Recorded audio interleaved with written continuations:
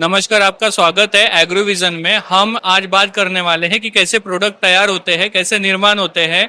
और सबसे पहले हमारे पास जैसे ये सब करने के लिए जो R&D रिसर्च डेवलपमेंट होता है, उससे प्रोडक्ट तैयार होते हैं। तो वो कैसे होते हैं? सबसे पहले जमीन से सीड ट्रीटमेंट से हम जानने वाले हैं कि वो कैसे होते हैं। हमारे साथ मिलने वाले हैं Vinod Dongre sir. Seed germination किंवा सीड ट्रांसफर करने के बाद जर्मिनेशन का पावर बढ़ाने के लिए सबसे जरूरी है उसमें ऑर्गेनिक कार्बन। जिस जमीन में ऑर्गेनिक कार्बन बहुत कम होता है या नहीं के बराबर होता है, उस जमीन में सीड जर्मिनेशन होने के लिए बहुत समय लगता है और इस समय के कारण वो सीड कभी कभी सड़ जाता है। मतलब जो अपन सीड लगाते हैं महंगा सीड, वो वेस्टेज हो जाता है। लेकिन अब क्या है, अगर ऑर्गेनिक कार्बन बढ़ाना है तो अपने जमीन में बायो फर्टिलाइजर, बायो पेस्टिसाइड का यूज ज़्यादा से ज़्यादा करना पड़ेगा और केमिकल का यूज कम करना पड़ेगा। शुरुआती स्टेज में सबसे पहले अपन सीड ट्रीटमेंट करेंगे बायो फर्टिलाइजर से। उसके बाद उसको बायो फर्टिलाइजर से सॉइल ट्रीटमेंट करेंगे। तो सॉइल ट्रीटमेंट के लिए कैसा करेंगे, जैसे अपने पीएसबी बैक्टीरिया आता है, फास्फोरस सोल्युबलाइजिंग फंगस, पीएस है, फास्फोरस सोल्युबलाइजिंग बैक्टीरिया आता है। उसके बाद एजोटोबैक्टर है। ये सब फंगस होते हैं। ट्राइकोडर्मा, ट्राइकोडर्मा एक ऐसा फंगस है जो सब प्रकार की सॉइल बोर्न डिसीज को खत्म करके सीड जर्मिनेशन को पावर देता है। उसके बाद रूट सिस्टम बढ़ाने के लिए माइकोराइजा होता है। जो माइकोराइजा होता है जो ऑर्गेनिक कार्बन को बहुत ज़्यादा फ्लो करके सीड जर्मिनेशन की जो वेरिएशन होता है वो जल्दी कराता है और सीड जल्दी डेवलप हो जाता है। उसके कारण सीड की लाइफ बढ़ जाती है और स्ट्रेन बढ़िया बनाता है पौधों की। तो पौधों का स्ट्रेंथ जब तक नहीं बढ़ेगा, जब तक अच्छा नहीं बनेगा, निरोगी पौधा नहीं बनेगा, तब तक अच्छी फसल का अनुभव अपन नहीं कर सकते। इसलिए फसल को अच्छा बनाना है या पौधे को अच्छा बनाना है, अधिक उत्पादन लेना है, तो सबसे पहले सीड से अपने को सीड से ट्रीटमेंट करना जरूरी है। ये हो गया। बहुत बढ़िया बताया सर आपने। जैसे ट्राइकोडर्मा कंटेंट लोगों को तो पता है, बट वो यूज नहीं कर पाते हैं या कैसे करना है नहीं पता होता है। सीड ट्रीटमेंट भी आपने बताया। मैं आगे इससे आगे बताना चाहता हूँ कि ये जैसे तने के बाद जैसे जमीन से वो पौधा थोड़ा आगे बढ़ जाता है, तो उसको हम जैसे फूलों पे आता है या पत्तियों पे आता है, तो उसका ट्रीटमेंट कैसे करें और क्या घटक हमको इस्तेमाल करने हैं?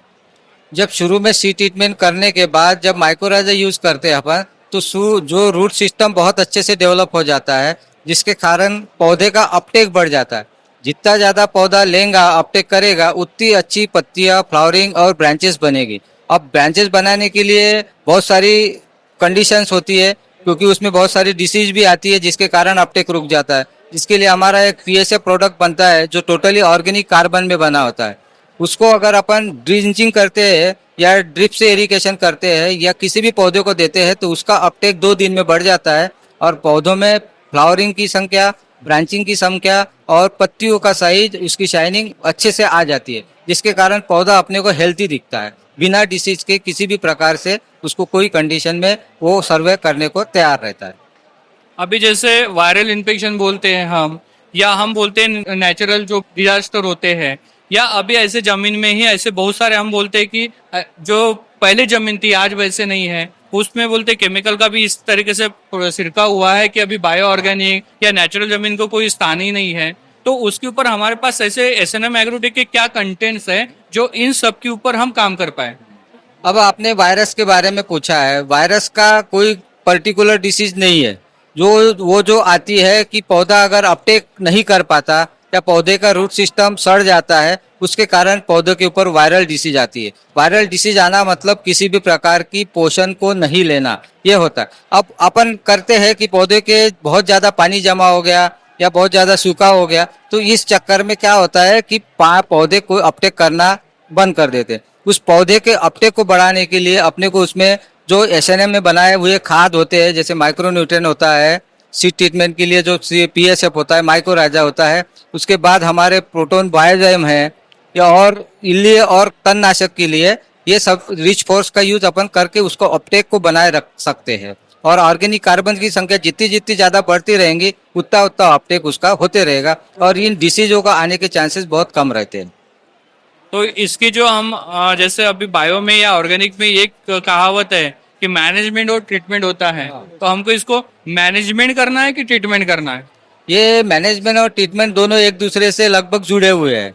जब तक अच्छा मैनेजमेंट नहीं करेंगे अपन, तब तक अच्छा ट्रीटमेंट नहीं दे सकते। मैनेजमेंट का मतलब ये नहीं है कि बस उसमें लगे रहो। लेकिन समय समय पे जो जो चीज़ की आवश्यकता होती है वही देना है। आज अपन दुकान में जाते हैं तो बहुत सारी दवाई वो दुकान वाला अपने को थमा देता है जिसकी जरूरत भी नहीं पड़ती। जो जरूरत है उस समय में उसी को अगर पौधे को उपलब्ध कराते हैं तो पौधा बहुत अच्छा बनेगा और हेल्थी बनते रहता है। अब इसके बाद लास्ट वाला है कि जब हमारा पौधा बड़ा बन जाता है, अब फल फूल पे आता है और हमारा उस समय बरसात हो जाती है या ऐसा मतलब कोई नैसर्गिक आपत्ति आ जाती है, तो इन सब के ऊपर हम कैसे कर सकते?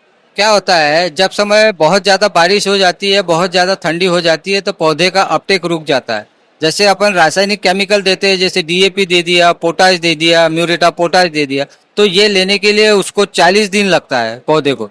लेकिन एसएनएम एक ऐसे प्रोडक्ट बनाते हैं जो अपने को तीसरे दिन पौधे को मिलना चालू हो जाता है। आज अगर अपने को बुखार है, अगर अपन पैरासीटामॉल खाते हैं तो तुरंत 2 घंटे में बुखार उतर जाता है। उसी टाइप के हमारे जो प्रोडक्ट आते हैं, जैसे एक प्रोडक्ट आता है हमारा रोडोफाइट, जो पोटाश को 3 दिन में उपलब्ध कराता है, जबकि कोई केमिकल का पोटाश पौधे में इतने जल्दी उपलब्ध नहीं होता। और जो पोटाश की डिफिशियंसी बोलते हैं अपन, वो कम कम होते जाती है और अगर लेट मिला तो वो पौधा ही नर्वस होकर फूल फ्रूटिंग फ्लावरिंग के पॉलिनेशन में प्रॉब्लम करता है, जिसके कारण उत्पादन कम आता है। बहुत अच्छे आपने केमिकल घटकों के साथ और बायो घटकों के साथ जो आपने तड़जोड़ बताई है और किस तरीके से हम फसल ले पाए वहां तक आपने प्रोसेस बताई है, ये नॉलेज हमको सिर्फ एक साइंटिस्ट ही दे सकता है और वो आपने दिया है। एसएनएम एग्रोटेक इतने अच्छे साइंटिस्ट और इतने अच्छे प्रोडक्ट बनाता है, इसके लिए बहुत बहुत धन्यवाद, आपका धन्यवाद। शेतकरी माझा जगेल तर दुनिया माझी टिकेल। धन्यवाद।